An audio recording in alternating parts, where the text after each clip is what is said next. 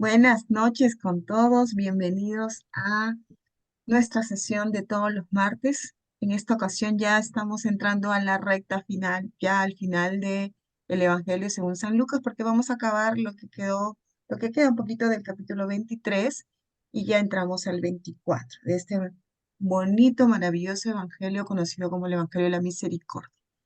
Entonces, vamos a ponernos en presencia del Señor para poder iniciar nuestra sesión haciendo la oración que siempre leemos todas las sesiones.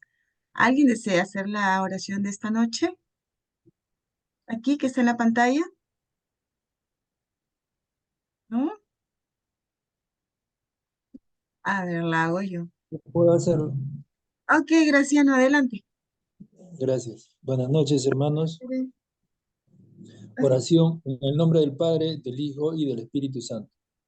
Amén. Oración para antes de reflexionar la palabra de Dios. Bendito seas, Señor, porque quisiste que tu palabra viva y eterna se conservara por escrito en los libros sagrados del pueblo de Israel y de la iglesia primitiva. Nosotros los veneramos con espíritu filial, reconociendo en ellos tu voz, que sale a nuestro encuentro a fin de revelarnos tus misterios más íntimos. Gracias a tu palabra, permanentemente actual y de inagotable riqueza, te conocemos a ti, el único Dios verdadero. Que el Espíritu nos enseñe a interpretar correctamente tu palabra y que haga brotar de nuestro corazón el deseo de meditarla, abriendo nuestra alma para alabarte, darte gracias, implorarte y pedirte perdón. Amén. En el nombre del Padre, del Hijo y del Espíritu Santo. Amén. Gracias, Graciano. Empezamos, Manuel Pablo, con muchas ganas. Adelante. Gracias, Katia. Hermanos, muy buenas noches con todos. Vamos a entrar, como dice Katia, en la recta final del Evangelio según Lucas. Yo calculo, salvo que pase algo muy extraño que nos dé una lora pero brava, yo calculo que hoy día terminamos, porque lo que falta es poco, relativamente poco en páginas, no en contenidos, ¿no? En contenidos son enormes. Pero vamos a ver, al final siempre, repito, no hay apuro. Que sea como deben ser las cosas y que nos demos el tiempo que necesitemos, y eso lo van a decir ustedes. Miren, el Evangelio según Lucas, en el capítulo 23, lo dividimos en estas 7 perícopas y nos quedamos en la penúltima. Este es el rey de los judíos. Ahí vamos a estar ahora. ¿Qué cosa vimos el martes pasado? ¿Eres tú el rey de los judíos? Pregunta que le hacen a Jesús en esa pantomima de juicio, ¿no? Que realmente es eso. Luego, Herodes y sus soldados lo trataron con desprecio. Luego Pilato les entregó a Jesús, finalmente, ¿no? Luego lloren más bien ustedes y por sus hijos, palabras del propio Jesús. Y hoy día nos tocan 3 perícopas de este capítulo 23. Ese es el rey de los judíos. Padre, en tus manos entrego mi espíritu, y lo colocó en un sepulcro excavado en la roca. Y luego el capítulo 24, que es el final, es muy cortito. Entonces, a ver, sin más preámbulo, entremos a la perícopa. Ese es el rey de los judíos. ¿Quién puede leerla? Miren, eso está también en el Evangelio según Marcos y en el Evangelio según Mateo. ¿Alguien desea leer la pericopa que está acá? Y Manuel, lo hago yo. Este es el rey de los judíos. Con él llevaban también a otros 2 malhechores para ser ejecutados. Cuando llegaron al lugar llamado del cráneo, lo crucificaron junto con los malhechores, uno a su derecha y el otro a su izquierda. Jesús decía: Padre, perdónalos porque no saben lo que hacen. Después se repartieron sus vestiduras, sorteándolas entre ellos. El pueblo permanecía allí y miraba. Sus jefes, burlándose, decían: ha salvado a otros, que se salve a sí mismo, si es el Mesías de Dios, el elegido. También los soldados se burlaban de él y acercándose para ofrecerle vinagre le decían: Si eres el rey de los judíos, sálvate a ti mismo. Sobre su cabeza había una inscripción: Este es el rey de los judíos. Uno de los malhechores crucificados lo insultaba diciendo: ¿No eres tú el Mesías? Sálvate a ti mismo y a nosotros. Pero el otro lo increpaba, diciéndole: ¿No tienes temor de Dios?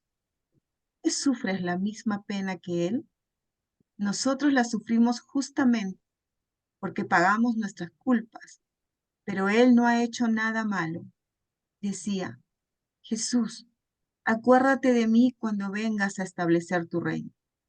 Él le respondió: Yo te aseguro que hoy estarás conmigo en el paraíso. Gracias, Katia. Miren qué maravillosa lectura. Y qué lindo lo has leído con pausa. Podemos disfrutarla tanto. Tiene un montón de contenido, es una sola carita, ¿no? Jesús crucificado entre dos malhechores, en un lugar llamado del Cráneo, según el texto de la Biblia que yo uso para estas reuniones, que como les repito es la Biblia argentina, ¿no? La Biblia, el libro del pueblo de Dios, que es la que me gusta más que todas en su redacción. Pero bueno, le dice un lugar llamado del Cráneo, o también en alguna Biblia encontrarán como el lugar de la calavera, y así tiene nombre, ¿no? Solamente es tema de la traducción. Entonces a Jesús lo crucifican entre los dos malhechores, uno a su derecha y el otro a su izquierda. Y miren esa generosidad absoluta de Jesús. Padre, perdónalos porque no saben lo que hacen.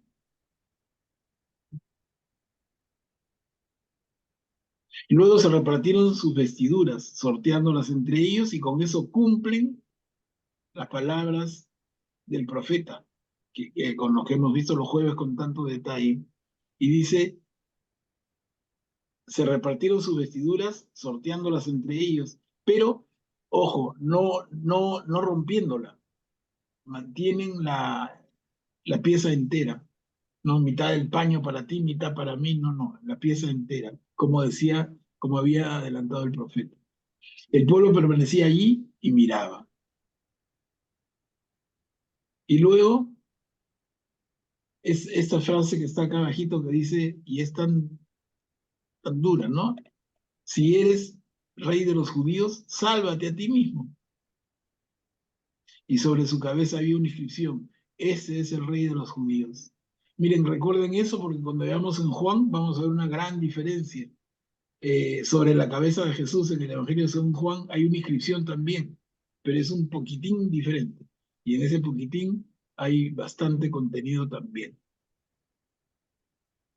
Y miren, y luego, en el último párrafo, uno de los malhechores crucificados lo insulta, pero el otro lo cuadra, lo increpa. Él no ha hecho nada malo, le dice. Y esa parte es la que quisiera comentar personalmente con un poquito de detenimiento, no mucho, pero miren cuando dice el, el, el, el, el malhechor bueno, digamos, ¿no? El bandido bueno, le dice: Jesús, acuérdate de mí cuando vengas a establecer tu reino. Y Jesús le responde: yo te aseguro que hoy estarás conmigo en el paraíso. ¿Qué cosa? Y miren, hermanos, si es que no sé si lo sienten, yo lo siento tan clarito, tan actual. Cuando alguien fallece, y sobre todo alguien cercano, nosotros decimos: sí, Señor, tenlo en tu reino, tenlo en tu gloria, ¿no? Y algunas personas comentan y dicen: sí, pero eso demora. Hay un tránsito que demora, porque aquí, porque allá, y empezamos los teólogos a decir tantas cosas pero acá Jesús como que nos tapa la boca, dicen: ¿qué hablan, no? Cuando el bandido bueno, por llamarlo de alguna manera, le dice: acuérdate de mí cuando vengas a establecer tu reino, Jesús le responde: te aseguro que hoy estarás conmigo en el paraíso. O sea, si una persona buena fallece, no tiene que esperar N días, N semanas y mil cosas. Miren, el Señor le ofrece, como le ofrece al bandido bueno aquí, hoy estarás conmigo en el paraíso. Y es algo que conforta mucho. Yo he tenido personalmente, como todos nosotros, ¿no? Pero he tenido la pérdida de familiares muy cercanos y muy queridos. En mi caso, varios, pero sobre todo mi papá primero, mi mamá después y una hermana. Éramos cuatro. Mi hermana mujer falleció. Y esto lo tengo yo, por lo menos para mí y en mi fe, lo tengo tan vivo que me ayuda tanto a soportar ese momento y a enfrentarlo. Porque yo no estoy pensando, ese familiar tan querido que ha fallecido va a estar con Dios. No, ya está, a la hora del velatorio, al día siguiente que sigue el velatorio y después en el sepelio, ya está en el paraíso, ya está con Jesús. Y entonces alguien me dice, oye, tú te inventas, ya tú crees que tienes una fe tan grande que te inventas las cosas. Y yo digo, no, pero acá está, y Jesús le está diciendo al bandido bueno, te aseguro que hoy estarás conmigo. No le dice, te aseguro que dentro de una semana, si es que rezas bastante, de acá a un mes, de acá a 6 meses, que pases por el purgatorio. Te aseguro que hoy estarás. Claro, en el caso de mis familiares, ellos purgaron en la tierra porque sus enfermedades no fue un momento de se cayó y se murió, ¿no? Tuvieron una enfermedad un poco diferente, pero un poco fastidiosa, que hizo las veces de purga, de purgatorio, ¿no? De limpieza. Pero les digo, miren, trayendo el tema de Jesús para nuestro tiempo y para nuestra actualidad, ¿cómo puede tener tanto, tanto valor? Lo dice Jesús, no lo digo yo. Yo solamente soy como un lorito repitiendo. Te aseguro que hoy estarás conmigo. Tengamos esa fe, hermanos. No sé, te doy la palabra a Katia para que la distribuyas. Sí, a ver, aquí Cuchi está pidiendo la palabra. Adelante, Cuchi, puedes activar tu micro, por favor. Sí, muchísimas gracias. Eh, es realmente hermoso todo lo que acabo de escuchar y realmente esperanzador. Yo también lo siento que es así.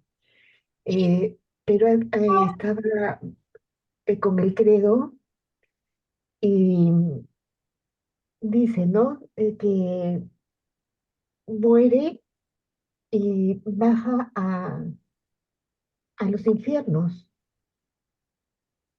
Descendió a los infiernos, al tercer día resucitó entre los muertos. Entonces, se me da la oportunidad, profesor, de que si puede, por favor, aclarar ese punto, cómo es que baja a los infiernos. Me encantaría tanto poder aclarar ese punto para mí. Se lo Claro, agradezco.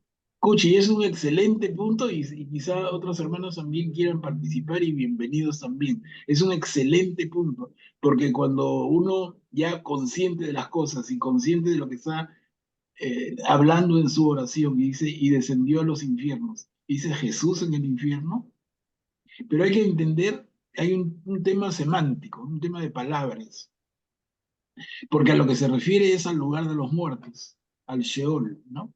Entonces Jesús desciende al lugar de los muertos y de ahí va al lado de Dios. ¿Esto qué quiere decir? Que Jesús muere efectivamente. Tiene una muerte como la muerte de cualquier humano. Entonces, esto entra en la visión, en la cosmovisión de un israelita, en la cultura de ellos, ¿no? Del Sheol, del lugar de los muertos. El que muere va al lugar de los muertos, pero Jesús solamente hace un paso para ir de ahí con Dios. Y tanto así que cuando María Magdalena, bueno, eso lo vemos en Juan mucho más claro, pero cuando María Magdalena le dice, Señor, y como que lo quiere sujetar, y Jesús le dice, déjame, debo ir donde mi Padre primero, ¿no? Entonces, la reflexión, y no vamos a solucionarla, creo, en un ratito, pero por lo menos que quede para que le den vueltas. Yo te aseguro que hoy estarás conmigo en el paraíso. Hoy, hoy. Son las 3 de la tarde cuando muere Jesús y por ahí nomás mueren los dos bandidos que estaban crucificados a sus lados, derecha e izquierda, y ese mismo hoy es que Jesús le ha ofrecido, y es palabra de Dios, estarás conmigo en el paraíso. Eso es realmente maravilloso y debe darnos una fuerza para enfrentar la circunstancia más difícil que cualquier ser humano enfrenta, que es la muerte, ¿no? La muerte de alguien querido o eventualmente la propia muerte, pero tener la confianza plena en estas palabras de Jesús. Si tú estás viviendo de manera recta y justa, tú estás viviendo de cara con Jesús, cumpliendo su mandamiento del amor, entonces el día que falleces estarás con Él en el paraíso, fundida en un abrazo eterno, en un gozo enorme. Tristes los que nos quedamos y envidiosos, en el fondo sanamente envidiosos, pero feliz el que se fue. Yo lo comparo siempre. Imagínate, no sé, a ver, aunque ahora los viajes son ya tan comunes, pero imagínate alguien que sueña con conocer París. Entonces se da el día del viaje y deja a la familia y se va a conocer París. Entonces, esa persona está feliz en París, pero todos los que se quedan lo extrañan. Todos los que se quedan, ¿cómo estará? Qué lindo, no escucho sus sonrisas, no escucho sus bromas, no escucho sus reniegos, no escucho tal, es lo extraño. Los que se quedan extrañan, el que se va está feliz. Eso quería comentarles, miren el alcance que podemos darle a, a esa enseñanza de Jesús en esta perícopa y lo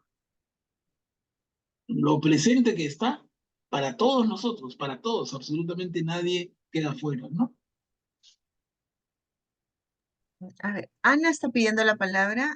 Adelante, Ana, active su micro, por favor. Sí, agradezco a Cuchi por hacer la pregunta porque yo también tenía mis dudas cuando en el credo decíamos bajó a los infiernos, pero ya Manuel Pablo nos aclaró que Jesús murió como un humano y bajó hacia los muertos y de ahí subió. Gracias, Manuel Pablo. Lo otro es una esperanza tremenda para mí, se abre porque yo siempre imaginaba que teníamos que esperar la segunda venida de Jesús para resucitar a todos los muertos y recién gozar de la vida eterna, ¿no? En cambio ahora tú nos has dado, o nos has hecho ver la gran esperanza que hay cuando Jesús le dice al ladrón, hoy mismo estarás conmigo en el paraíso. O sea, el Señor tuvo una gran misericordia con el ladrón, ¿no? Y la esperanza para nosotros es que es inmediata, como dices tú. Yo debo estar también tranquila de que nuestros padres y nuestros familiares estén gozando de la presencia del Señor, ¿no? Eso era lo que quería comentar, Manuel Pablo. Claro, Anita. Y mira, y yo les comento algo en la confianza total que tenemos en nuestro pequeño grupo, ¿no? Pero, por ejemplo, mi hermana me llevaba 2 años a mí, o sea, es casi, casi de la misma edad. Ella falleció y yo tengo aquí en mi escritorio una foto grande de ella, pero no de ella mayor o de ella hinchada o ella enferma, no. Yo tengo una foto de ella en el colegio con la cara de palomilla que tenía, con esa alegría, con todo eso que yo recuerdo, ¿no? Y entonces digo, así de feliz está ahí en el cielo hoy con Jesús. Y siempre entro a mi escritorio y veo su foto y como que la saludo y me comunico espiritualmente con ella, pero con una gracia, con una broma como la que ella siempre solía hacer. No tenemos por qué estar tristes, ponerle una cinta negra y ponerle la cara de cuando estaba casi, casi ya con el pie en el viaje sin retorno, ¿no? ¿Por qué ponernos trágicos con un acontecimiento que no es trágico? Pero, en fin, nos enfrenta con ese tema, pero linda, linda, linda oportunidad, porque Jesús lo está diciendo, no estamos nosotros especulando, porque empieza la teología a hablar de cualquier cosa, pero acá está Jesús, o Jesús rompió con el bandido lo que es para los demás. te aseguro que hoy estarás conmigo en el paraíso. Entonces, cuando alguien que ha vivido rectamente, porque tampoco es para cualquiera, ¿no? Pero Claro, alguien como ese familiar querido, que tú sabes cómo ha sido su vida y sobre todo esa etapa final de sufrimiento en que se ha purificado. Entonces, esa persona fallece y está con el Señor y está con Jesús y lo estamos velando y ella ya está con Jesús, él ya está con Jesús. Él está en París, en esa ilusión que tenía, en ese sueño de toda su vida. Estoy conociendo lo maravilloso. Oye, pero llámame, ¿por qué no me llamas? Seguro que ni te acuerdas de mí. Y él te diría, es que estoy feliz, déjame disfrutar, estoy feliz, ¿no? Y eso es lo que yo leo aquí en esta última línea. Sí, Katia. Pero acá también hay que tener en cuenta que en esta línea del ladrón bueno, como se conoce, él bien claro le dice, se arrepiente. Entonces lo defiende Jesús y también él sabe que él es culpable, se ha arrepentido. Por eso le dice a Jesús, con ese arrepentimiento genuino, porque le ve el corazón, acuérdate, le pide, ¿no? Eso, como dice, como buen ladrón le robó la gracia del paraíso. Y él le dice, hoy estarás conmigo en el paraíso, ¿no? Porque vio ese arrepentimiento. Que eso también cuando las personas están en ese momento, es importante la unción de los enfermos. Ese sacramento maravilloso que el sacerdote puede, a los que pueden tener no todos llegan en ese momento con esa gracia, pero es muy importante, los deja limpiecitos. A ver, tenemos que, bueno, qué lindo ver participaciones y así podamos dialogar, como dice Manuel, ¿no? Ahorita tenemos tres manitas, a ver, creo que Ana ya participó y Augusto. Adelante, Augusto, por favor, activa tu micro. Sí, buenas noches. Eh, sí, si bien aquí en este caso, pues aquí al que se le conoce como el buen ladrón, Dimas fue directo al cielo, ¿no? Porque Jesús ve el corazón, ¿no? Él tuvo un arrepentimiento perfecto y como estaba mencionando Manuel Pablo, probablemente hizo su purgatorio, como se dice, como decían los irlandeses, hizo su purgatorio en la tierra, ¿no? Sufrió y Dios vio que podía ingresar directamente con él, ¿no? Ahora, hay muchos otros casos que no es así, que no están suficientemente puros, ¿no? También en la escritura se dice en Revelaciones que nada impuro entrará al cielo, ¿no? Entonces, si nada impuro entra y quizás algunos de nosotros morimos con alguna impureza en nuestras almas, esas impurezas serán sanadas, no sabemos cómo, por Dios, por el fuego, por el amor de Dios, no necesariamente es un lugar del purgatorio, no sabemos si dura, si tiene un tiempo determinado como el de nosotros, es otro tipo de tiempo, eso no lo sabemos, pero probablemente seremos purificados de alguna manera por Dios para estar con Él. Ahora, muchos de los que entraron como, por eso San Dimas, bueno, la tradición le nombró Dimas, es considerado el primer santo de la Iglesia Católica, porque solo los santos, la Iglesia puede decir con certeza que están en el cielo. San Dimas es el primero. Y hay muchos otros que han vivido una vida de santidad y la Iglesia con certeza podemos decir, ¿no?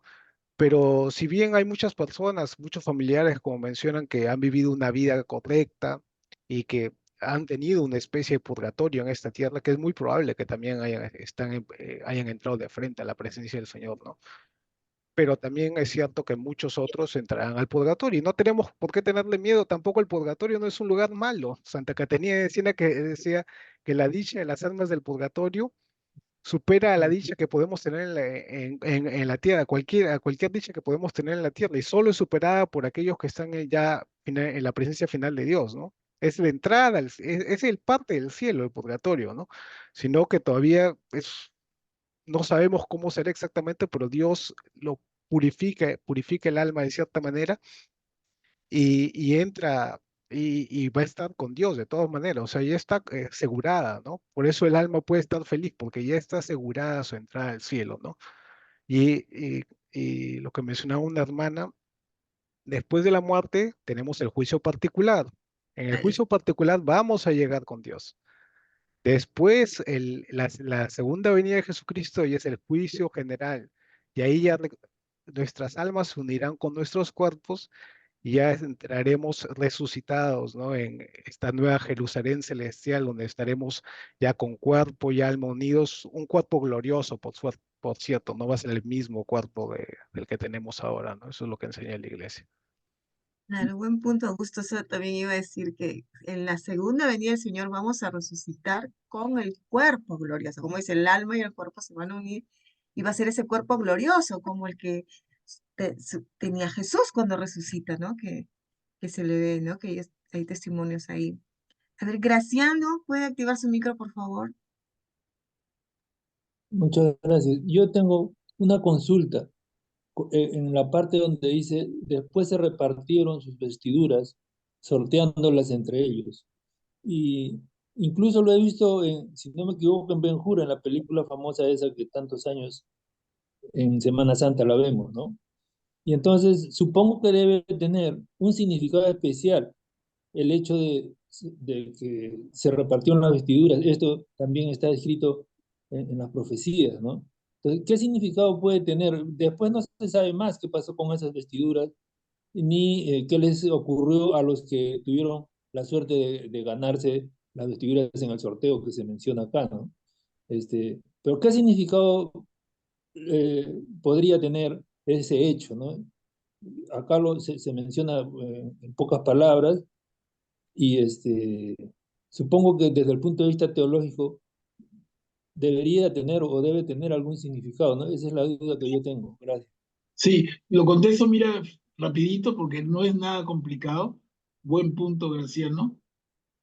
Y es que sortear algo en términos bíblicos es dejar que Dios sea quien decide.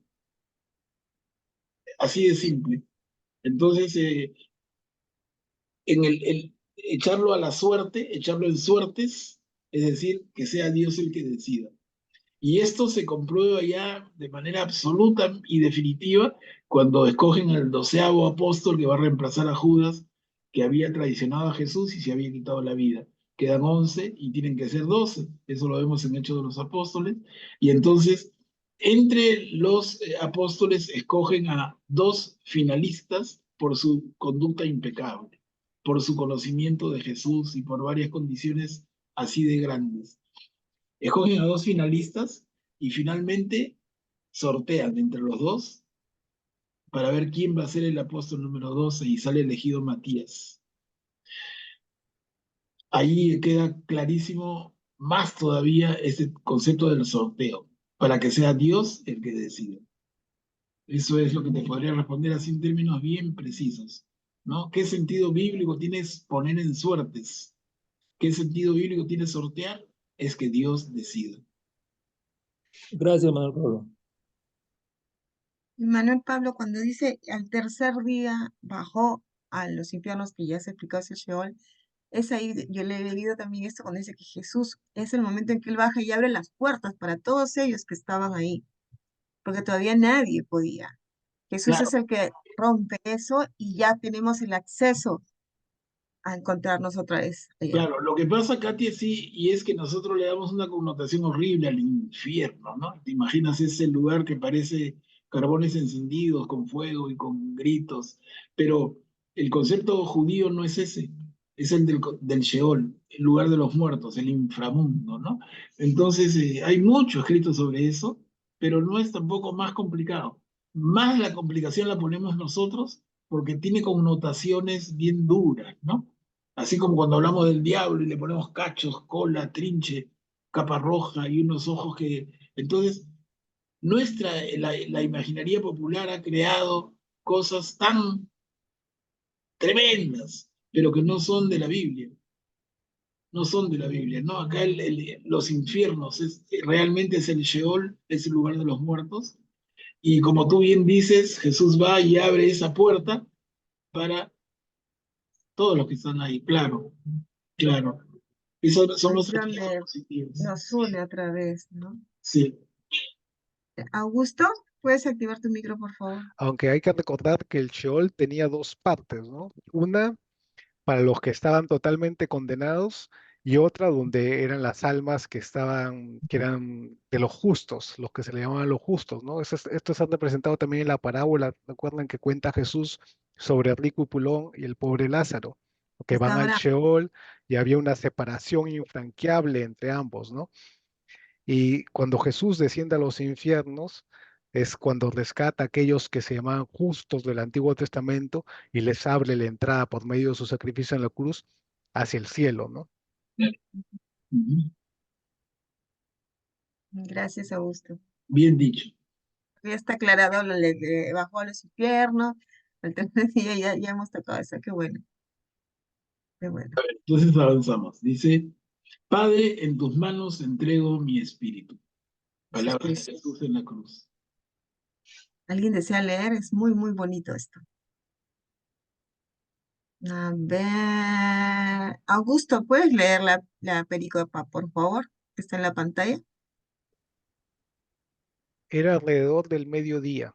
El sol se eclipsó y la oscuridad cubrió toda la tierra hasta las 3 de la tarde. El velo del templo se rasgó por el medio. Jesús con un grito exclamó, Padre, en tus manos encomiendo mi espíritu. Y diciendo esto, expiró. Cuando el centurión vio lo que había pasado, alabó a Dios, exclamando, realmente este hombre era un justo. Y la multitud que se había reunido para contemplar el espectáculo al ver lo sucedido, regresaba golpeándose el pecho. Todos sus amigos y las mujeres que lo habían acompañado desde Galilea permanecían a distancia, contemplando lo sucedido. Gracias, Augusto. Miren, acá hay varias cosas también. Alrededor del mediodía el sol se eclipsó, la oscuridad cubrió toda la tierra hasta las 3 de la tarde. Y ese detalle, que no es un detalle menor, tiene un montón de significado teológico.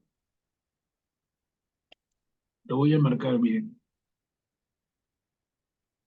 El velo del templo se rasgó por el medio. Alguien que nos pueda dar un alcance. ¿Esa es una frase poética, una figura literaria, o es que tiene más que eso como significado?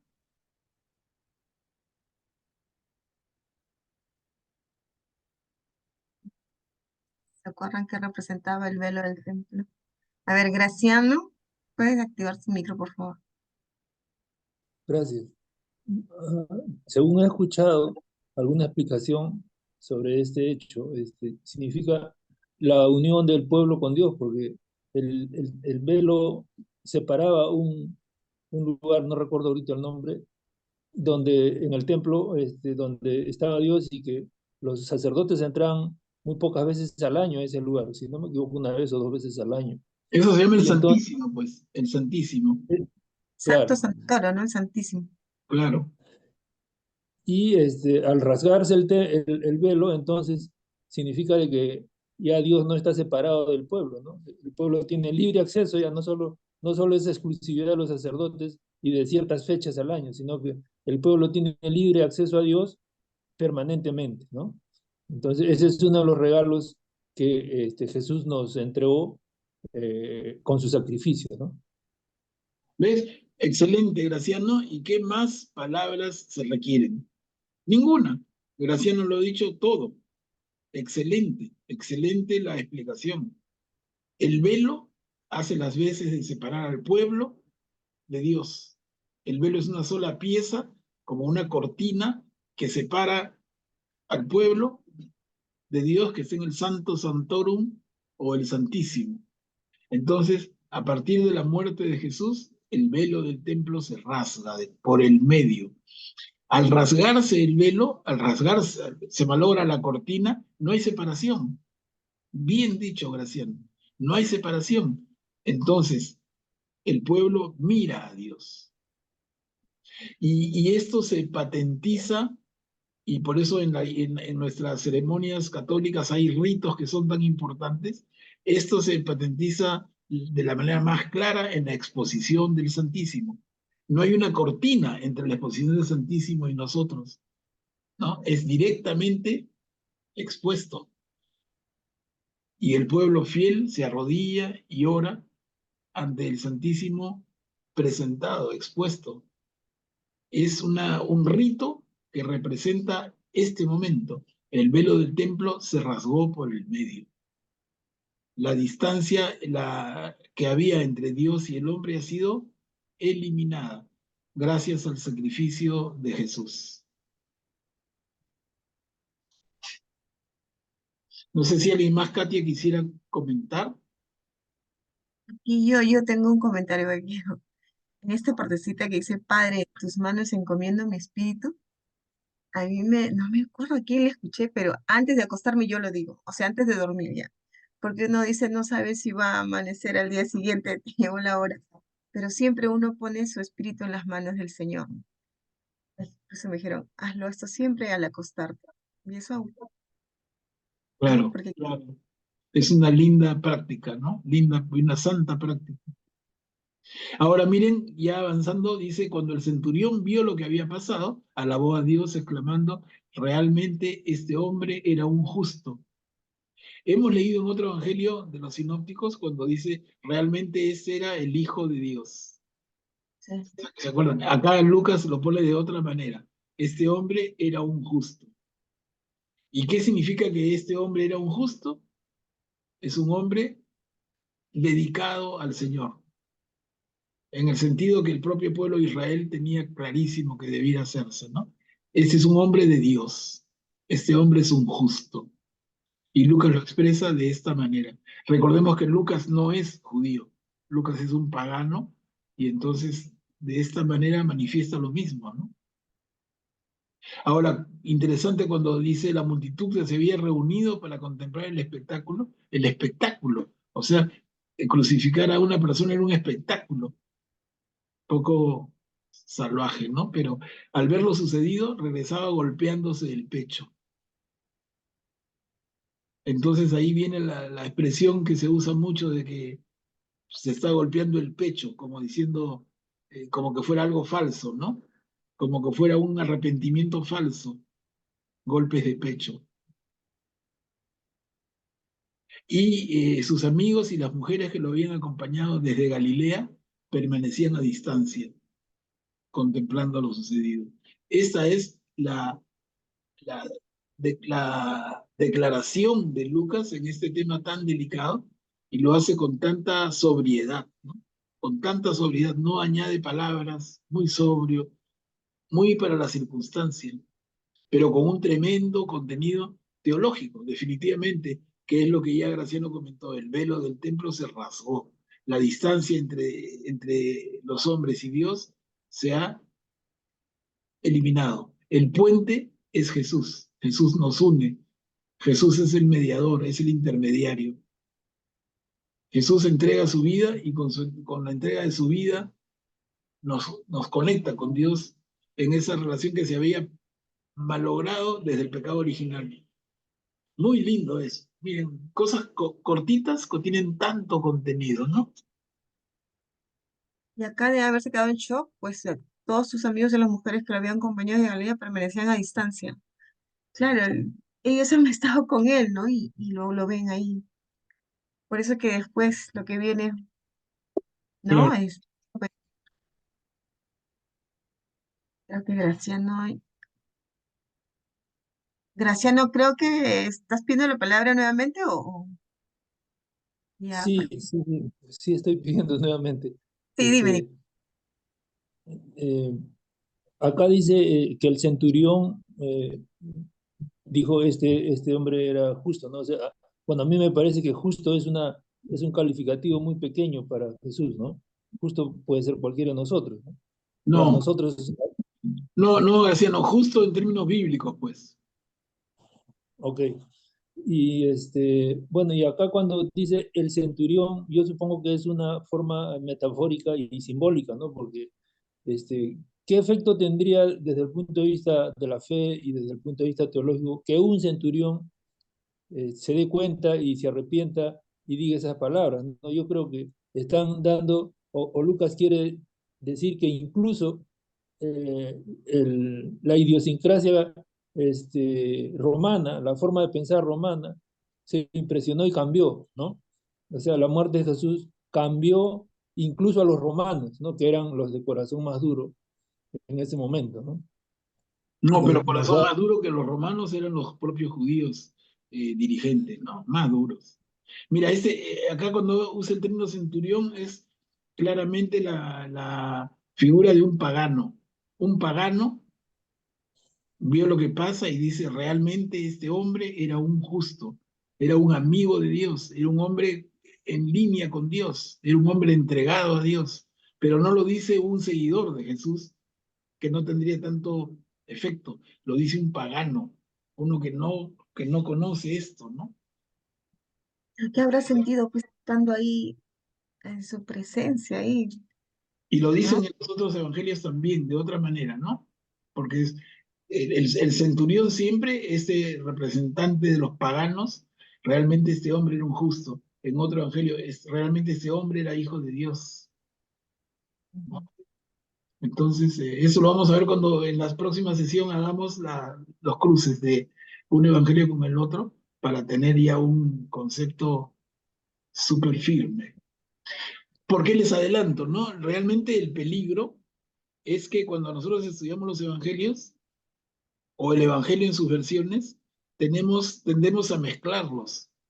Pero ya les voy a decir un poquito la indicación de una tareita amena al final. Y es que para mí es importante que tengamos en cuenta y tengamos claritas las diferencias. ¿Qué diferente hay en Lucas que en Mateo y en Marcos? ¿Y qué hay igual? Ese esfuerzo hay que hacerlo. Y de verdad que si lo hacen, me van a dar la razón con el tiempo. Porque no son iguales, pero son iguales. Todos son iguales en tanto que se dedican a Jesús y hablan de Jesús, pero tienen sus particularidades, ¿no? Tienen sus énfasis. Hay cosas en uno que no están en el otro y así. Pero en fin, eso va a ser para la próxima.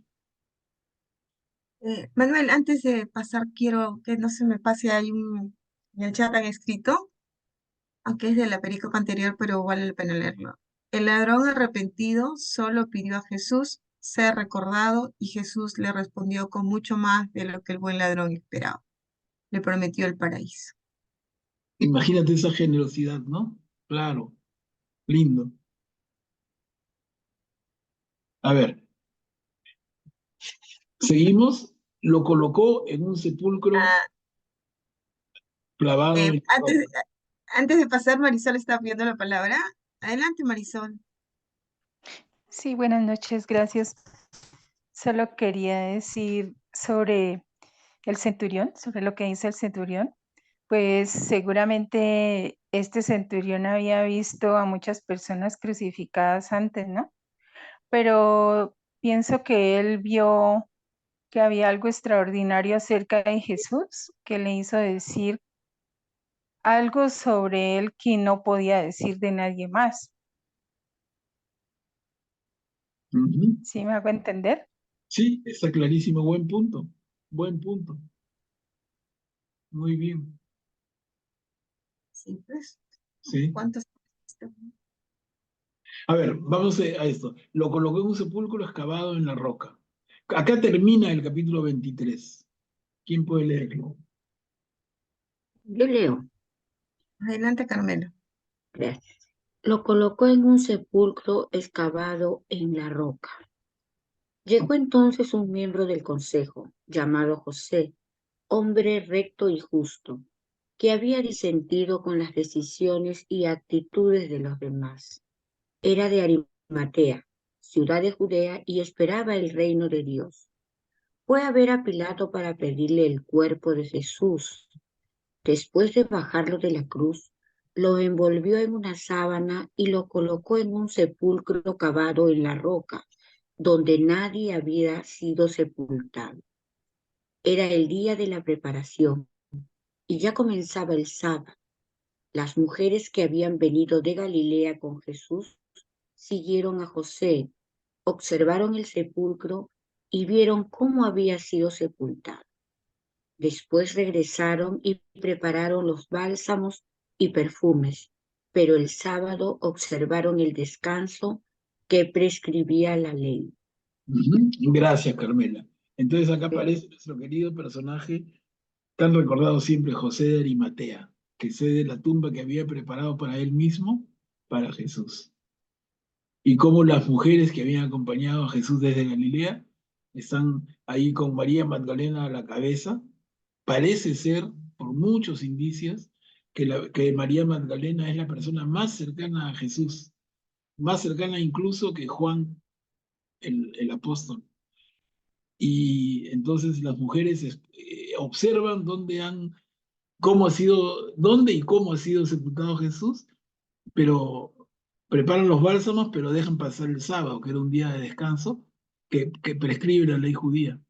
O sea, ¿qué tan judías son esas mujeres que observan el sábado? Hubieran sido paganos, van nomás. Son detallitos interesantes, ¿no?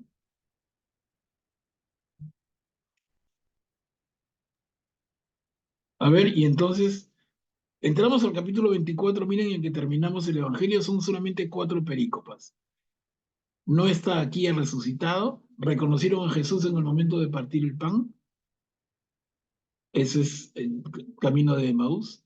Ustedes son testigos de estas cosas y fue llevado al cielo. A ver, veamos esto, creo que nos va a dar el tiempo para terminar con estas 4 perícopas todo el Evangelio.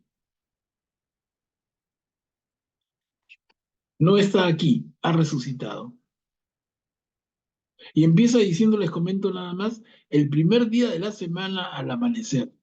Miren, el primer día de la semana, el séptimo día de la semana es cuando Dios descansó y los judíos celebran y rinden culto como el Shabbat, ¿no? El día de descanso del Señor.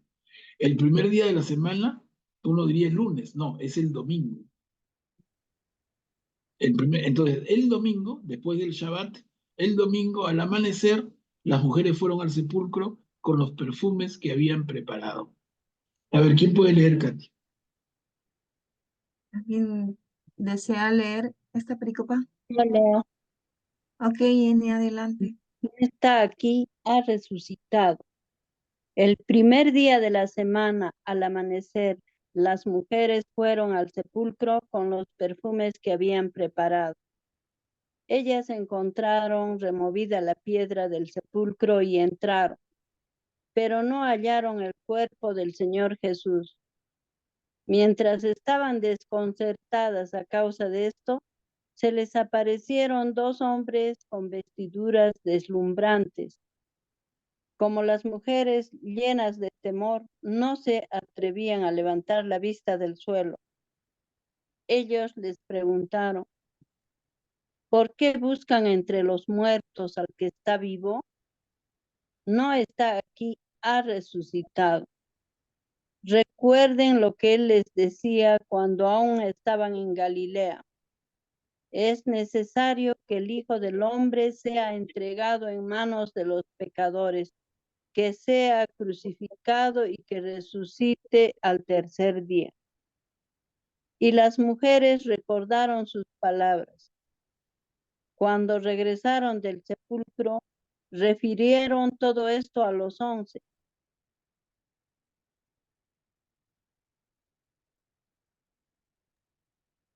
Eran María Magdalena, Juana y María, la madre de Santiago, y las demás mujeres que las acompañaban. Ellas contaron todo esto a los apóstoles, pero a ellos les pareció que deliraban y no les creyeron. Pedro, sin embargo, se levantó y corrió hacia el sepulcro, y al asomarse no vio más que las sábanas. Entonces regresó lleno de admiración por lo que le había sucedido.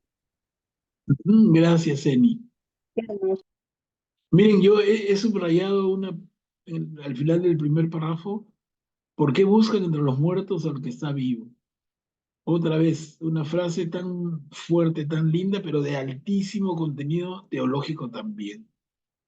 ¿Por qué? Porque a partir de esto nosotros decimos, nosotros los cristianos creemos en un Dios vivo, ¿no? Entonces no son palabras que nosotros inventamos porque tenemos un montón de fe.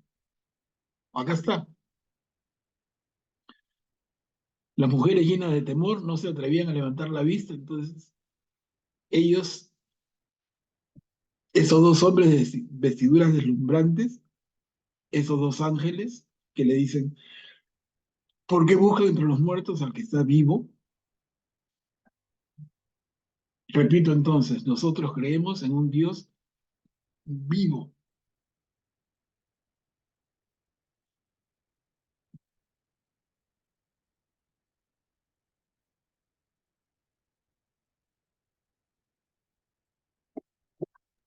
Graciano, adelante, por favor.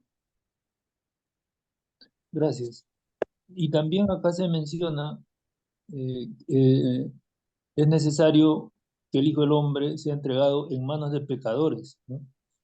O sea, y esto también, a mi modo de ver, tiene un tremendo significado, el hecho de que se mencione pecadores, porque con su resurrección Cristo vence justamente al pecado, ¿no? No ha vencido a cualquier fenómeno natural, ni mucho menos, ¿no? Es justamente al pecado. De repente hubieran podido escribir, venció a los romanos, venció a otras personas, venció al Sanedrín, no, venció al pecado, que ese es digamos, el mal más poderoso que siempre está listo para hacernos daño a nosotros, ¿no? Entonces, esa frase a mí también me parece que tiene mucho significado teológico, ¿no? Ya, bien, gracias.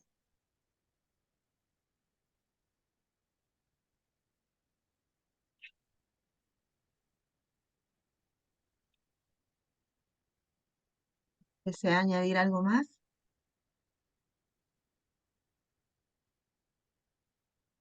Y Graciano, adelante. Gracias. Gracias. ¿Es otra vez? A ver. Sí, sí, sí. Disculpen. No, no se preocupe, siga, siga. Todas las chapitas premiadas las tiene. Disculpen que acá me olvidé de una parte y para lo cual tengo una consulta, ¿no? Acá dice los 11, o sea, refirieron cuando las mujeres regresaron del sepulcro totalmente impresionadas, refirieron a los 11, o sea, a estas alturas todavía no buscaron el reemplazo de Judas, No. es lo que puedo deducir, ¿no? No, pues si acaba de morir Jesús, la noche, el día anterior, en la noche acaba de suicidarse. Judas. Ah, ok. Claro, Gracias. Sí. claro. Y aquí es donde dicen, estas las mujeres a las que se presentaron. Ahora, esto no, me pica la lengua, pero mejor me muerdo la lengua, porque esto lo vamos a ver en Juan en mucho más detalle, en mucho más detalle. Ah, yo Pero, pensé que ibas a decir por qué a las mujeres y no, a pero los eso lo vamos a ver con hombres. Juan, claro, sí, pero lo vamos a ver con Juan mucho más, en mucho más detalle. Es, No, es que algunos como es- chiste dice que las mujeres riegan rápido todas las noticias. Por eso se le presentaron primero a ella. claro, y acá, miran, eran María Magdalena, Juana y María, y las demás Ah, ok. mujeres que las acompañaban. En el Ajá. caso del Evangelio según Juan, vamos a ver que solamente es María Magdalena. O sea, hay Eso, diferencias, ¿no? Pero sí. eso todavía vendrá pronto. A ver, Ok, vamos a mirar. hay dos participaciones, Manuel. A ver. Ajá. Graciano primero y luego Marisol. Sí, en ese orden. Adelante, Graciano. No he pedido yo la palabra, se ha quedado levantada Tu manito. Ya la voy a parar. Gracias. Ya la computadora Ok. dice, ya sabe, ya. Marisol, adelante. Sí, gracias. Quería decir algo sobre la piedra que fue removida, que alguna vez leí que la piedra no fue removida para dejar salir a Jesús. Juan nos dice, por ejemplo, que Jesús en su cuerpo resucitado podía atravesar barreras materiales. Entonces, que la piedra fue removida para que otros pudieran ver lo que había dentro y ser persuadidos de que Jesucristo había y es resucitado de entre los muertos. Claro, claro. Muy bien puesto eso, ¿no? Perfecto. La piedra removida no necesita, Jesús no necesita que muevan la piedra para salir, ¿no? Lo que necesitamos somos los demás para ver que está vacía la tumba, ¿no? Perfecto. Emi, Adelante, por favor, activa tu micro. Buenas noches. Primerito fueron las mujeres a ver, ¿no? Llevando todos los saumerios, todos los perfumes que habían preparado. El Señor permitió, Dios Padre permitió, y Jesús, que fueran las mujeres las primeras que dieran la noticia, porque antes la mujer no tenía menos la palabra de la mujer no tenía ningún valor, menos para creerles semejante noticia, ¿no? Y no les dieron ninguna importancia, pero Dios permitió que fueran ellas que dieran la noticia. Aunque después en otro evangelio dice que Pedro y Santiago, y Juan, mejor dicho, fueron corriendo para cerciorarse de que realmente el Señor había resucitado. Y bueno, eso ya Sí, pero como... está bien lo que dices, pero ojo, cuando Pedro y Juan van a cerciorarse, es porque las mujeres le han dicho. Sí, por eso digo, Claro, primero claro. O sea, Dios primero son las permitió mujeres. que... Sí, eso nomás Eso quería. está perfecto, sí, está perfecto. Pero miren, acá lo podríamos ver como una gran novedad. En el momento de la resurrección de Jesús, las mujeres son las que notan esto primero. Pero hay algo que ocurre que lo vamos a ver, y lo adelanto nada más, pero lo vamos a ver en el Evangelio según Juan, y es que también, y ocurre mucho antes, y es con la mujer en el pozo en Samaria, cuando la mujer samaritana, ¿no? Va a sacar agua del pozo y ese diálogo que se establece con Jesús, y Jesús le dice, si tú supieras, un poco como que si tú supieras quién soy, me pedirías agua a mí, porque yo doy agua que calma, agua de vida eterna, ¿no? Entonces, se produce el diálogo que es muy lindo, que vamos a ver con detalle en nuestro próximo curso en el Evangelio según Juan, pero en este caso también es la mujer la que deja el cántaro y va corriendo al pueblo a decirle a los samaritanos, oye, he conocido a alguien y parece que es el Mesías. Entonces, así como acá, María Magdalena, Juana y María, en otros evangelios son otras, dos mujeres, una mujer, pero así como es la mujer la que va a dar la noticia, en el Evangelio según Juan, la mujer también da la noticia primero que ninguno. Y es la mujer samaritana cuando deja el cántaro y va a decir, oye, he encontrado a un hombre que sabe todo de mí, parece que es el Mesías. Entonces, la mujer, ¿no? La mujer en un rol especial, como bien dice Eni, en momentos en que era, pero un cero a la izquierda, ¿no? Pero para Jesús no es así. Pues acá dice, ¿no? Les pareció que que ellos deliraban y no les creyeron, ¿no? Ahora, claro, uno diría aquí, ¿por qué Lucas es tan mezquino y por qué no da más detalle? Y el tema es que Lucas va a escribir un libro inmediato que era la continuación de este, que la iglesia lo separó y ahora lo tenemos como dos libros, incluso separados, que es el Evangelio según Lucas y el libro de Hechos de los Apóstoles. Originalmente eran uno solo, y entonces al ser uno solo, la historia continúa. Al partirse es como que parece que Lucas, oye, ¿por qué Lucas no era más claro? Es que Lucas va a hablar de eso en la segunda parte de su libro, que ahora es otro libro, Hechos de los Apóstoles, que vamos a hablar de eso en un ratito, ¿no? Pero miren, lindo, lindo, lindo, ¿no? Ahora, reconocieron a Jesús en el momento de partir el pan. Esta perícopa es un poquito larga, son dos y un cachito más todavía. Es el famoso episodio de Camino a Jericó.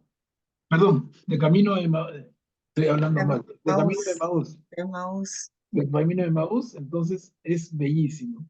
¿Quién puede leer, por favor? ¿Quién puede? Beatriz, adelante. Reconocieron a Jesús en el momento de partir el pan. Ese mismo día, dos de los discípulos iban a un pequeño pueblo llamado Maús, situado a unos 10 kilómetros de Jerusalén. En el camino hablaban sobre lo que había ocurrido. Mientras conversaban y discutían, el mismo Jesús se acercó y siguió caminando con ellos, pero algo impedía que sus ojos lo reconocieran. Él les dijo, ¿qué comentaban por el camino? Ellos se detuvieron con el semblante triste y uno de ellos, llamado Cleofás, le respondió, ¿tú eres el único forastero en Jerusalén que ignora lo que pasó en estos días? ¿Qué cosa? Les preguntó Jesús. Ellos respondieron, lo referente a Jesús, el Nazareno, que fue un profeta poderoso en obras y en palabras delante de Dios y de todo el pueblo. Y como nuestros sumos sacerdotes y nuestros jefes lo entregaron para ser condenado a muerte y lo crucificaron, nosotros esperábamos que fuera Él quien librara a Israel. Pero a todo esto ya van 3 días que sucedieron estas cosas. Es verdad que algunas mujeres que están con nosotros nos han desconcertado. Ellas fueron de madrugada al sepulcro y al no hallar el cuerpo de Jesús, volvieron diciendo que se les había aparecido.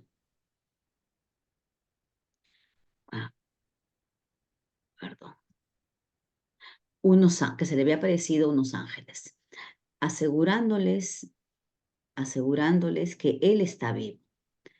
Algunos de los nuestros fueron al sepulcro y encontraron todo como las mujeres habían dicho, pero a Él no lo vieron. Jesús les dijo, hombres duros de entendimiento, ¿cómo les cuesta creer todo lo que anunciaron los profetas? ¿No era necesario que el Mesías soportara esos sufrimientos para entrar en su gloria? Y comenzando por Moisés y continuando con todos los profetas, les interpretó en todas las escrituras. Perdón, yo he movido sin querer, ya. En todas las escrituras lo que se refería a él. Cuando llegaron cerca del pueblo a donde iban, Jesús hizo ademán de seguir adelante. Pero ellos le insistieron, quédate con nosotros, porque ya es tarde y el día se acaba. Él entró y se quedó con ellos, y estando a la mesa, tomó el pan y pronunció la bendición. Luego lo partió y se lo dio. Entonces los ojos de los discípulos se abrieron y lo reconocieron, pero él había desaparecido de su vista. Y se decían, ¿no ardía acaso nuestro corazón mientras nos hablaba en el camino y nos explicaba las Escrituras? En ese mismo momento se pusieron en camino y regresaron a Jerusalén. Allí encontraron reunidos a los 11 y a los demás que estaban con ellos, y estos les dijeron, es verdad, el Señor ha resucitado. Y se apareció a Simón. Ellos, por su parte, contaron lo que les había pasado en el camino y cómo lo había reconocido al partir el pan. Gracias, Beatriz. Miren, este episodio un poquitito largo, pero realmente no lo es. Y nos narra lo que sucede de camino de Emaús, 2 discípulos. Jesús se acerca, conversa con ellos no lo reconocen y eso es bien sintomático, ¿no? Como decía Augusto hace un rato, el cuerpo glorificado. El cuerpo glorificado diferente del cuerpo, porque si ellos son discípulos, ven al Señor y lo reconocen. Señor, estás acá, pero no lo reconocen y han caminado todo el día, varias largas horas, conversando. Oye, ¿y te has enterado de lo que pasó en Jerusalén? No, no sé, cuéntenme. ¿Cómo no sabes si de esto habla todo el mundo? ¿No? Y entonces, en el diálogo, Jesús les explica y les explica más el sentido, todo lo que nos dice, pero ellos no se dan cuenta hasta el final, en el momento de la partición del pan. Recién en ese momento es que reconocen a Jesús. Miren, acá tenemos una primera aparición de Jesús, que en otros evangelios vamos a tener varias, pero acá Lucas nos presenta esta fundamental.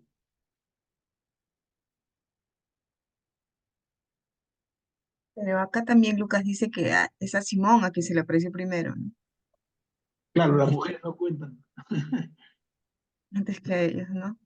Sí. Que ¿Cómo es la mentalidad, no? Increíble. Cuchi, active su micro, por favor. Gracias. La tristeza que llevaban ellos, como lo dice acá, también puede ser otro de los motivos por el cual no pueden reconocer a Jesús. Iba cada uno tristes y sumidos en sus pensamientos eh, por todo lo que habían vivido y visto. Y quien está triste no es capaz de ver más allá. Y se pasaron casi todo el día, como bien está aquí, con Jesús, con la paciencia y el amor infinito, acompañándolos y explicándole las escrituras, hasta que prácticamente casi al final es que lo reconoce, lo reconocen al partir el pan. Y es que la presencia de Jesús en la vida de las personas, específicamente en el momento de, de los dos discípulos de Maús, esa tristeza que conforme se fue disipando, fue abriendo paso nuevamente a esa esperanza, a ese amor, a todo lo que habían experimentado con Jesús en vida y la maravillosa reacción de reconocerlo al partir el pan. Eso quería decir sobre las emociones nos impiden muchas veces reconocer a Jesús en nuestras vidas cuando estas emociones son fuertes como la tristeza. Gracias. Gracias, Cuchi. Pero acá también en esta pericopa reconocemos la misa, la Santa Misa. Aquí vemos la liturgia de la palabra y la liturgia eucarística. El momento en que en la misa se lee la palabra del Señor y después viene la consagración y luego cómo debemos salir. Ellos salieron emocionados porque lo habían visto, ¿no? Ya habían estado con él y van llevando la noticia. Así es como debemos salir todos de la misa. Adelante, Augusto. Puedes activar tu micrófono. Em, Aquí justo se repiten en la siguiente positiva, se repite justo las palabras que se hicieron en la última cena, ¿no? Tomó el pan, lo bendijo, lo partió y lo dio, ¿no? Justo lo que Jesús hizo en la última cena, lo repite con ellos ahí, y es ahí en todo ese conjunto que le llaman la, par- eh, el partir el pan, que nosotros ya lo llamamos Eucaristía, y lo Ujú. señala dos veces, ¿no? Se reconoce a Jesús al partir el pan y al final otra vez lo reconocieron al partir el pan, ¿no? Ese hincapié de las escrituras de dos veces en esta sola película de recalcarnos eso, a Jesús lo reconocieron al partir el pan, que ahí se les abrieron los ojos, ¿no? Y tiene mucha relación con la presencia real de Jesús en la Eucaristía, ¿no? Cómo ahí se nos abren los ojos y podemos reconocerlo ahí presente en la Eucaristía al partir, como que lo dice al partir el pan. Por eso dice que en ese momento debemos contemplar el milagro maravilloso, no agacharnos, que a veces por piedad o reverencia lo hacemos. No, hay que contemplar el milagro que está ocurriendo en ese momento en la Santa Misa. Ya cuando comulgamos, lo recibimos ahí sí, ya con nuestro, estamos con Él, y con Él sí, lo referenciamos, adoramos, ¿no? En ese silencio, en ese momento. Graciano, puede activar su micro, por favor. Gracias. Justamente coincido completamente con Augusto, ¿no? Este hecho de la partición del pan tiene un tremendo significado, ¿no? es la Eucaristía, claro, el inicio de la Eucaristía fundada, digamos, por el mismo Cristo, ¿no? Y eso tiene un tremendo significado en la iglesia, ¿no? Yo como cristiano sospecho que no alcanzo a entender del todo el significado que esto tiene en la iglesia cristiana, ¿no? Pero también a mí me llama bastante la atención que algunas personas de otras religiones, algunos hermanos separados, como se les llama, niegan el hecho de que el cuerpo de Cristo significa, o la hostia significa, el Santísimo significa el cuerpo de Cristo, ¿no? Y ellos dicen que no es necesario tener esa fe, ¿no? Que no es verdad. Y entonces yo pienso que lo que ellos están haciendo es en realidad negar, si la iglesia niega esto, entonces se niega a sí misma, ¿no? Eso es inconcebible para la iglesia cristiana católica, ¿no?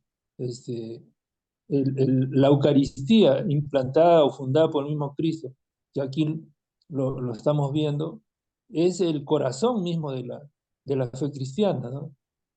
A mí me parece que es mucho atrevimiento o mucha ignorancia de algunas personas pensar de que la iglesia no debe fijarse en estas cosas, ¿no? En todo caso, lo que yo les pediría es que respeten, ¿no? Esto es una cosa fundamental para nosotros los cristianos católicos, ¿no? Y ellos no deberían ni siquiera atreverse a dudar de ello, o por lo menos deberían quedarse con sus dudas, sino no perturbar la fe de los cristianos católicos, ¿no?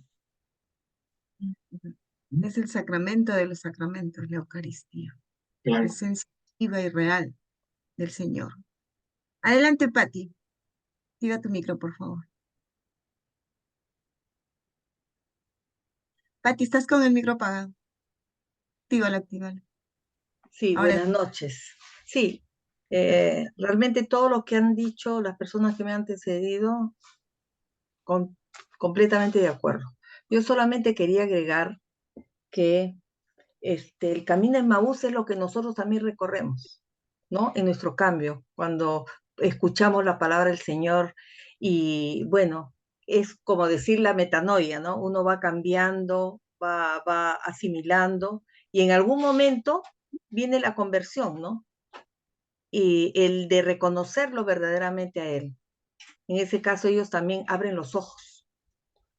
Por eso ese camino de Maús lo recorremos nosotros, ¿no? Los que finalmente nos convertimos y reconocemos y entendemos a Dios y ahí lo tenemos en nuestro corazón.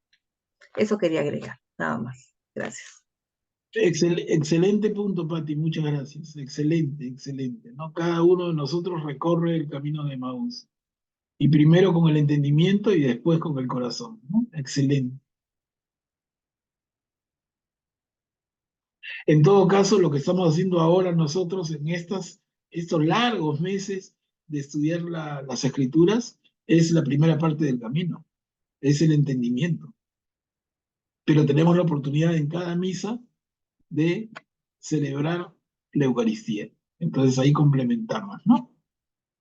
¿no? Y que nuestro corazón tiene que arder cuando escuchemos la palabra de Dios, ahí, en la misa y acá, ¿no? Como los de Maús, los discípulos de Maús. Adelante, Ana, active su micro.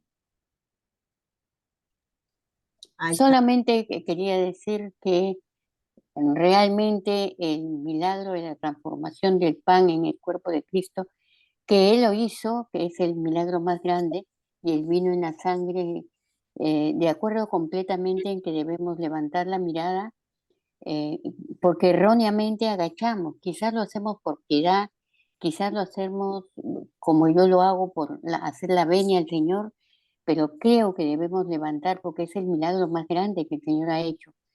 Bueno, yo no sé cómo es que dudan algunas personas cuando si Él ha creado todo lo que tenemos, todo, hasta lo más inverosímil, ¿cómo no va a poder hacer la transformación que hizo, ¿no? La del pan en su cuerpo y la del vino en sangre. Creo que tenemos el mejor sacramento, la mejor, te digo, bendición de Dios al vernos dado ese milagro tan grande, ¿no? Eso quería comentar también. Y también de acuerdo con la hermana que dijo, nosotros estamos en camino de Emaús, pero también hacer presente que lo reconocieron cuando él partió el pan, ¿no? Lo que decía Augusto, nada más. Bien, bien, Ana, gracias. Y a ver, entonces, Marisol, sí. Marisol, qué bonito cuando participan así, ¿vale? Ah, Marisol, quería decir algo sobre la parte que dice quédate con nosotros porque ya es tarde. ¿verdad? Pues Jesús hizo como que iba más lejos, o sea, él actuó como si debía continuar más lejos, pero no quería como forzar su compañía sobre estos discípulos. Sin embargo, ellos le obligaron a quedarse. Esto demuestra que aunque no sabían que era Jesús en medio de ellos, sabían que querían pasar todo el tiempo que pudieran con él. Hay algo en su interior que aunque ellos no sabían que era Jesús el que estaba en medio de ellos tenían esa ilusión y ese deseo tan grande de querer pasar más tiempo con él. No sé si esté bien lo que estoy diciendo. Está bien, Marisol, y hay que añadirle nada más algo, que es recordar siempre el sentido de hospitalidad de ese pueblo. Es casi, casi como un mandamiento supremo, ¿no? Ser Bueno, hospitalarios. señor. Sí, ser hospitalarios siempre. Y se ve desde Abraham cuando recibe a esos 3 ángeles. Se ve en todo momento, ¿no? Ser hospitalarios. Pero está bien, está perfecto lo que tú dices. A ver, vamos con las partecitas casi finales. Ustedes son testigos de estas cosas. Esas son 2 diapositivas. ¿Quién desea leer la pericopa? Y yo, Katia. Ok, ella sea adelante. Ustedes son testigos de estas cosas. Todavía estaban hablando de esto cuando Jesús se apareció en medio de ellos y les dijo, la paz esté con ustedes. Atónitos y llenos de temor, creían ver un espíritu, pero Jesús les preguntó, ¿por qué están turbados si se les presenta esas dudas? Miren mis manos y mis pies, soy yo mismo. Tóquenme y vean, un espíritu no tiene carne ni huesos, como ven que yo tengo. Y diciendo esto les mostró sus manos y sus pies. Era tal la alegría y la admiración de los discípulos que se resistían a creer. Pero Jesús les preguntó, ¿tienen ahí algo para comer? Ellos le presentaron un trozo de pescado asado. Él lo tomó y lo comió delante de todos.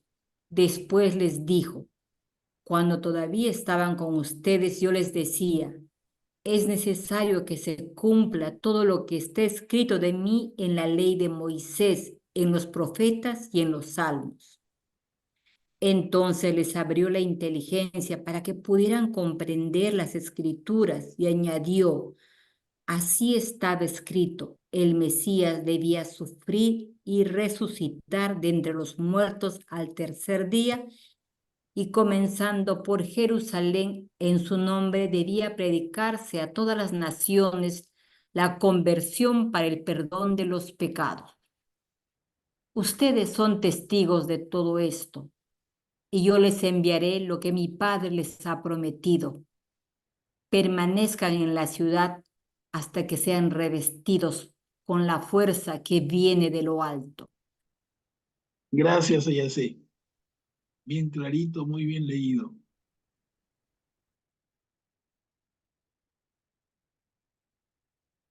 Esta forma de presentarse de Jesús, la paz esté con ustedes, que luego va a ser adoptada por los cristianos en general. Va a ser una frase típica de Pablo y de todos los demás. ¿No? Pero también tiene fuerte raíz judía, el shalom judío, ¿no? Te saludas con un deseo de paz. Tiene mucho que ver también con el saludo de musulmán, el salam aleikum, ¿no? Entonces siempre deseándonos la paz. Jesús se presenta con sus discípulos y les dice, miren, tóquenme, vean. Acá quería mencionarles algo porque ayuda a comprender mejor todavía este tema de la Eucaristía, la transformación de el pan y vino en cuerpo y sangre de Cristo, ¿no? Miren, cuando dice un espíritu no tiene carne ni huesos, carne. Entonces, nosotros diríamos cuerpo, pero el sentido de cuerpo en el mundo, en la cosmovisión hebrea, cuerpo es el ser completo y la carne es el cuerpo. Para nosotros, lo que para nosotros es cuerpo, para ellos es carne. Y para lo que nosotros es ser humano, para ellos es cuerpo. Entonces alguien me diría, si eso es así, entonces ¿por qué el cuerpo y la sangre? Y el tema es bien sencillo. Tomen nota, miren. El cuerpo de Cristo, en el concepto hebreo, el cuerpo de Cristo es el ser completo de Cristo y la sangre de Cristo es la vida de Cristo. Entonces, cuerpo y sangre son el ser y la vida. Para nosotros, el cuerpo sería lo que para ellos es carne, pero para ellos cuerpo es lo que para nosotros es el ser integral. ¿Ok? Y la sangre no es la sangrecita que corre por las venas, sino es la vida. Claro, al final, si tú secas a un ser viviente y le dejas que le corra la sangre, muere, ¿no? Entonces la sangre es la vida. Miren cómo al final, y entonces se les abrió la inteligencia para que pudieran comprender las escrituras.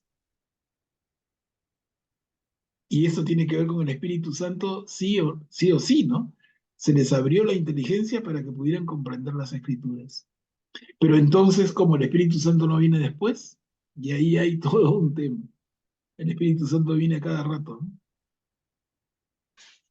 Graciano, está dando la palabra. Adelante, Graciano. Gracias. Aquí yo tendría una consulta, ¿no? Les dice, y después les digo, cuando todavía estaba con ustedes, significa que en ese momento en que se presenta y ha resucitado donde ellos, él se considera ya separado de sus discípulos, ¿no? Porque ya les habla en pasado. Y yo les decía, sigue hablándoles en pasado, ¿no? Entonces, él ya se considera de repente en el cielo, ¿no? Incluso cuando las mujeres creo que lo encuentran, él les dice, no me toquen porque aún no he vuelto con mi padre. No, no, eso viene en Juan, eso viene en Juan todavía. Ah, ya. Ok. Pero de Claro, todas cuando maneras dice, a mí me llama la cuando atención dice, esto, ¿no? cuando todavía estaba con ustedes, es bien claro lo que quiere en la forma de expresión del evangelista, cuando estaba yo vivo en esta tierra, cuando yo tenía un cuerpo terreno, a eso quiere referirse, ¿no? Cuando yo todavía estaba con ustedes en cuerpo físico. Eso es lo que quiere decir. No, no hay más truco, no hay. Y terminamos justamente acá. Y fue llevado al cielo. Miren, el tiempo nos ha alcanzado exacto. Una película cortita. De repente, Katia, tú misma. Ok. Después Jesús los llevó hasta las proximidades de Betania y, elevando sus manos, los bendijo. Mientras los bendecía, se separó de ellos y fue llevado al cielo.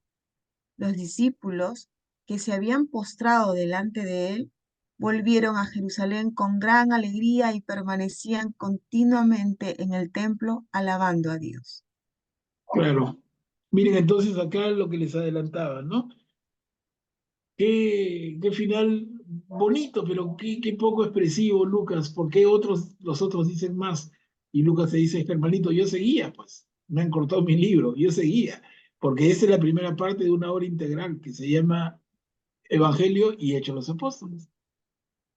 Y miren, para no dejar la inquietud ahí, solamente me tomo menos de un minuto y les voy a leer en la Biblia cómo empieza el libro de Hechos de los Apóstoles. Prólogo. ¿Se acuerdan el prólogo del Evangelio según Lucas? Que se dirige al excelentísimo Teófilo. Miren, el prólogo de Hechos de los Apóstoles dice, en mi primer libro, querido Teófilo, ¿cuál es su primer libro? El Evangelio. En mi primer libro, querido Teófilo, me refería a todo lo que hizo y enseñó Jesús desde el comienzo, hasta el día en que subió al cielo, después de haber dado por medio del Espíritu Santo sus últimas instrucciones a los apóstoles que había elegido. Y siguen, ¿no? Entonces, claramente es que el libro de Hechos es la segunda parte del Evangelio. Ahí no hay ninguna duda. Por ahí hay algún exquisito que dice, no, no es el mismo autor, ya no se pasen, ¿no? De verdad que ya le ponen peros a todo. Pero la gran mayoría coincide en que este Evangelio continúa en el libro de Hechos. Es el mismo Lucas que sigue escribiendo. Entonces, nos queda ahí como la inquietud para decir, ¿y cuándo leemos el libro de Hechos? Pero es que corresponde leer a Juan, pues. No seamos malos. O sea, yo cometería un pecado de pasar a Hechos para no perder la continuidad de Lucas y dejar a Juan. Miren, solamente Lucas nos ha tomado ¿cuánto? Y ahora estuve calculando, mirando las presentaciones y las fechas, nos ha tomado Lucas 8 meses y medio. Solamente 8 meses.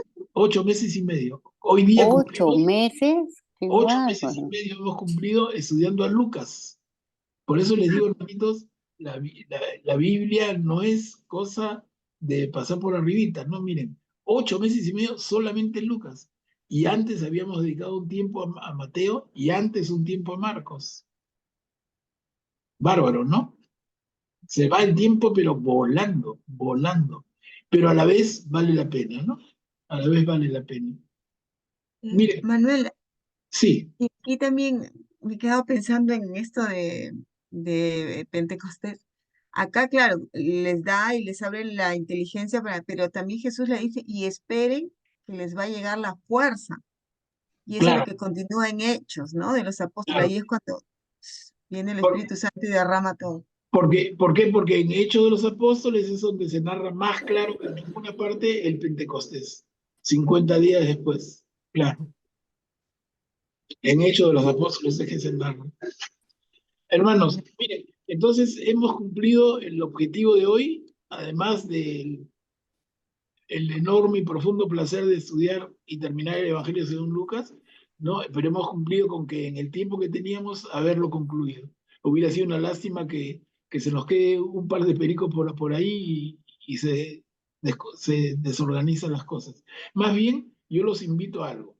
El próximo martes, que tenemos una reunión programada, antes que entrar a Juan, vamos a dedicarle un tiempo, el que ustedes quieran. Yo voy a preparar a Juan y si no hay mucho que hablar, empiezo con Juan, presentando a Juan.